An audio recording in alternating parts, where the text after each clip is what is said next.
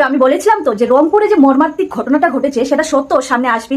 আর সেই সত্যটা আমি আজকে কিছু উগ্র মানসিকতার গালে থাপ্পড় দিয়ে এখানে বলতে এসেছি। রংপুরের ঘটনাটা শুধুমাত্র একটা পরিবারের 4 জন মানুষের মর্মান্তিক মৃত্যু নয়। রংপুরের ঘটনাটি বাংলাদেশের আইন শৃঙ্খলা, সংখ্যালঘুদের নিরাপত্তা এবং নিরপেক্ষ তদন্তের সামনে একটি অত্যন্ত লজ্জাজনক ঘটনা। একজন অবসরপ্রাপ্ত শিক্ষক গণপতি চক্রবর্তী, তার পুরো পরিবার, এমনকি তার 12 বছরের ছেলে আয়ুষ, একটি গোটা পরিবারের 4 প্রাণ আজ নেই। সেটা আমরা সবাই জানি, কিন্তু এই ঘটনার পেছনে কারা সেটাই আজকে কিছু বিকৃত মস্তিষ্কের মানুষের চোখে আঙ্গুল দিয়ে ধরিয়ে দেব। তার কারণ এই হত্যাকাণ্ডের পর থেকেই কিন্তু প্রশ্নের পর প্রশ্ন উঠছে। পুলিশের দাবি যে মুগ্ধ দাস এবং সিদ্ধার্থ দাস এই ঘটনার সাথে পুরোপুরিভাবেই জড়িত এবং ইয়াবা সেবনে বাধা দেওয়ার কারণে নাকি এই মর্মান্তিক হত্যার ঘটনাটা ঘটেছে। পুলিশ কিন্তু আরো বলেছে যে এই হত্যার ঘটনাটির পর সেই হত্যার ঘটনাটাকে অন্যদিকেও ঘুরানোর চেষ্টা করা হয়েছিল। এইবার পুলিশ আবার বলছে যে মুগ্ধ এবং সিদ্ধার্থ নাকি আদালতে 164 ধারা অনুযায়ী স্বীকারোক্তিমূলক জবানবন্দি দিয়েছে, কিন্তু সেই জবানবন্দিতে ঠিক কি বলা হয়েছে সেটা কিন্তু পুলিশ এখনো প্রকাশ করেনি। কিন্তু আমার প্রশ্ন হলো, পুলিশ কি তাহলে কোনো প্রমাণ ছাড়াই মুগ্ধ এবং সিদ্ধার্থকে গ্রেফতার করে বসলো?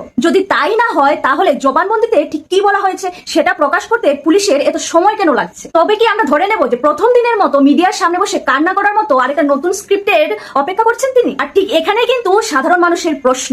সিদ্ধার্থের বাবা কিন্তু প্রকাশ্যে বলেছেন যে তিনি বিশ্বাসই করেন না তার ছেলে এরকম একটি হত্যাকাণ্ডের সাথে জড়িত। তবে বাংলাদেশ পুলিশ প্রশাসনের চোখে চোখ রেখে কথা বলার মতো সাহসও কিন্তু সিদ্ধার্থের বাবার নেই। যা বলছে তা আমাকে মেনে নিতে হবে তো, কারণ যেহেতু আমি ওখানে ছিলাম না বা আমি জানি না। তাহলে একবার ভাবুন তো যে বাংলাদেশের সংখ্যালঘুরা কতটা অসহায়, কতটা ভয় নিয়ে প্রতি মুহূর্তে হিংস্র জানোয়ারের সাথে বসবাস করছে। সিদ্ধার্থের বাবা কিন্তু এইটাও বলেছেন যে আমার ছেলে আর পুলিশ যেটা বলবে আমাকে সেটাই মেনে নিতে হবে। ভাবুন তো, চোখ থেকে চশমাটা খুলে ভাবুন তো কতটা অসহায়। এমনকি তিনি এইটাও বলেছেন যে তদন্তে যদি তার ছেলে দোষী প্রমাণিত হয় তবে তিনি তার শাস্তিটাও মেনে নেবেন। কিন্তু এখানে কিন্তু শেষ নয়। রংপুর জেলার সাবেক এবং বর্তমান শিক্ষার্থীরাও পুলিশের বক্তব্য নিয়ে কিন্তু প্রশ্ন তুলছে। তারা কিন্তু মানববন্ধন, সড়ক অবরোধ এবং শোক মিছিলের মাধ্যমে সত্য উদ্ঘাটনের জন্য দাবি জানিয়েছেন। তাহলে প্রশ্নটা কিন্তু এখানে খুবই পরিষ্কার। যদি মুগ্ধ আর সিদ্ধার্থ ওই প্রকৃত অপরাধী হয় তাহলে ফরেন্সিক রিপোর্ট, ডিএনএ, প্রত্যক্ষ এবং পারিপার্শ্বিক প্রমাণ সবকিছু সামনে এনে তদন্ত স্বচ্ছভাবে প্রকাশ করা হোক। আর যদি তারা নির্দোষ হয় তবে তাদের বিরুদ্ধে এইভাবে মিথ্যা মামলা দাঁড় করিয়ে তাদেরকে বলির পাঠা বানানো হচ্ছে কিনা সেটাও তদন্ত করে বের করতে হবে। দেখুন, এখানে কিন্তু একটা কথা পরিষ্কার করে দিচ্ছি, আমরা কিন্তু কারো পক্ষ নিচ্ছি না। আমরা সবসময় অপরাধীর সর্বোচ্চ শাস্তি চাই, কিন্তু কোনো নির্দোষের